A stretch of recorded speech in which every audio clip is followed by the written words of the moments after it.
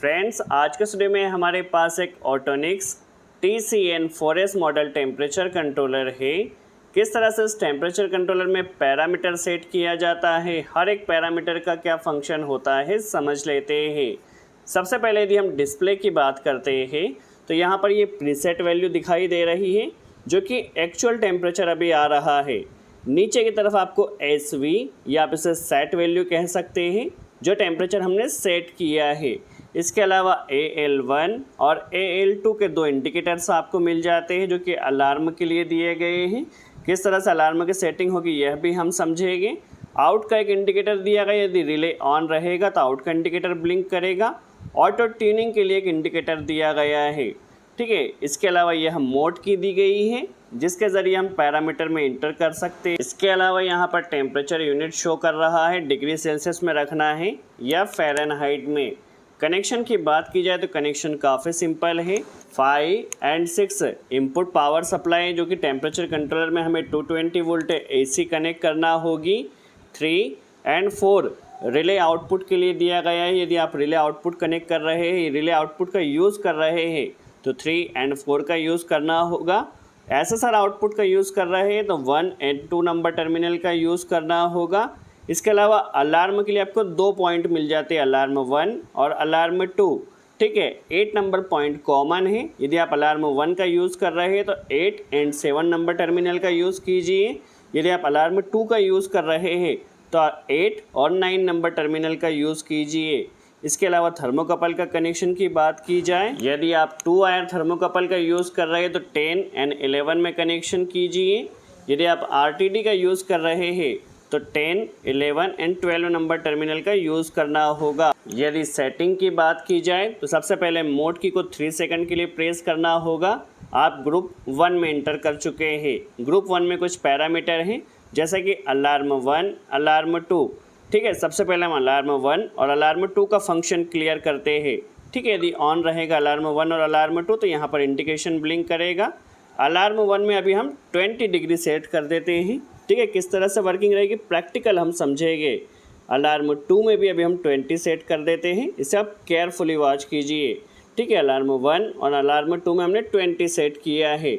अब इसकी वर्किंग समझने के लिए हम क्या करते हैं, अगेन जो मोड की है उसे 4 सेकंड के लिए प्रेस करते हैं तो ग्रुप 2 में हम इंटर हो जाएंगे, ठीक है। ग्रुप 2 में इंटर हो चुके हैं। अभी यहाँ पर हमें जाना है AL1 और AL2, ठीक है, जो कि है alarm 1 operation mode, alarm 2 operation mode. यदि AL1 में हम A1 सेट करते हैं, ठीक है, A1 सेट करते हैं, इसका मतलब होता है deviation high limit.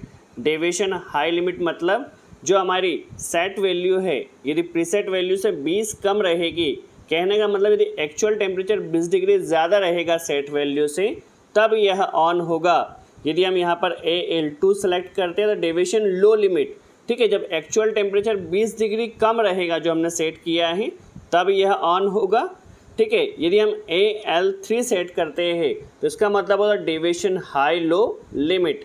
That means जो हमने अलार्म में सेट किया है 20 डिग्री, यदि for example set value 100 degree Celsius है तो 80 के पहले ये ऑन रहेगा अलार्म और उधर 120 के बाद ऑन रहेगा, ठीक है। और यदि हम AL4 सेलेक्ट करते हैं तो उस कंडीशन में अलार्म 80 के बाद एंड 120 के पहले, दैट मीन्स अलार्म में जो वैल्यू सेट की उस बैंड में आपका अलार्म ऑन होगा। आई होप आपको क्लियर हुआ। चलिए अब हम प्रैक्टिकल समझ लेते हैं।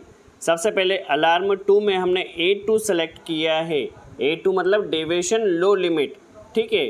डेविएशन लो लिमिट हमने अलार्म 2 में सेट किया और अलार्म 1 में A1 सेलेक्ट कर देते हैं, डेविएशन हाई लिमिट, ठीक है। किस तरह से वर्किंग रहेगी प्रैक्टिकल हम समझेंगे, बिल्कुल भी कंफ्यूज नहीं होना है, ठीक है। अलार्म 1 में डेविएशन हाई लिमिट और अलार्म 2 में डेविएशन लो लिमिट।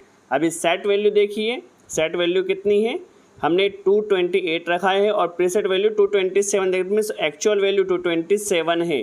कहने का मतलब जब डेविएशन हाई लिमिट में कह रहे हैं जब टेम्परेचर जो हमने सेट किया है 20 डिग्री जब ज़्यादा रहेगा तब अलार्म ऑन होगा, ठीक है। अभी देखिए सेट वैल्यू 196 है और प्रीसेट वैल्यू 227, दैट मीन्स 20 से ज़्यादा है तब अलार्म 1 ऑन हुआ है, ठीक है। अलार्म 2 को भी देख लेते हैं। डेविएशन लो लिमिट हमने A2 सेलेक्ट किया है, तो जब 20 डिग्री सेल्सियस कम रहेगा सेट वैल्यू से प्रीसेट वैल्यू जब 20 कम रहेगी, ठीक है, जब 20 कम रहेगी तब अलार्म 2 ऑन होगा। कहने का मतलब है एक्चुअल टेम्परेचर जब सेट टेम्परेचर से 20 ज़्यादा रहेगा तो अलार्म 1 ऑन होगा।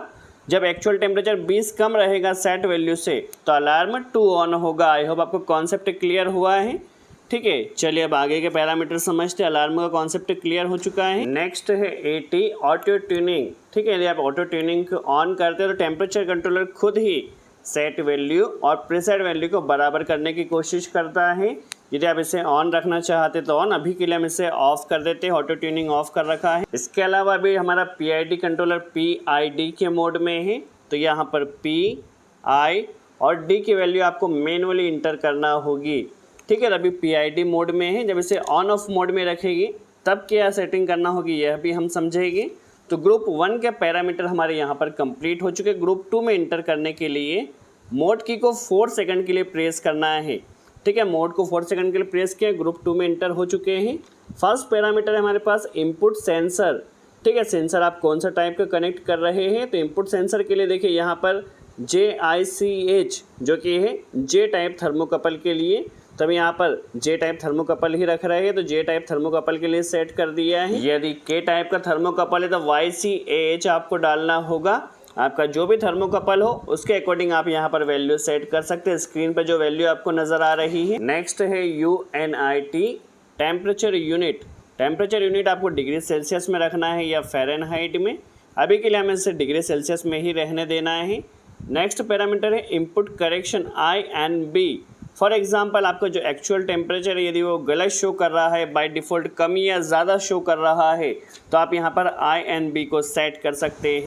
अभी के लिए देखिए हम प्रैक्टिकल समझ लेते हैं। अभी हमारे पास देखिए जो एक्चुअल टेम्परेचर कितना आ रहा है, तो एक्चुअल टेम्परेचर 231 आ रहा है। ठीक है, फॉर एग्जांपल यदि ये हमारे पास कम शो कर रहा है, ठीक है, तो हम क्या करेंगे INB में क्या करेंगे, बाय डिफ़ॉल्ट जितना हमें बढ़ाना हो, जितना कम शो कर रहा हो, हमने अभी 10 सेलेक्ट कर दिया है।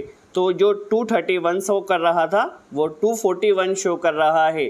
ठीक है, यदि एक्चुअल टेम्परेचर कम आपका शो आ रहा है, जितना कम कर रहा है उतना आप यहाँ पर सेट कर सकते हैं। तो input correction that means temperature को कम या ज़्यादा आपका शो करना हो तो कर सकते हैं। नेक्स्ट पैरामीटर है हमारे पास इनपुट डिजिटल फिल्टर।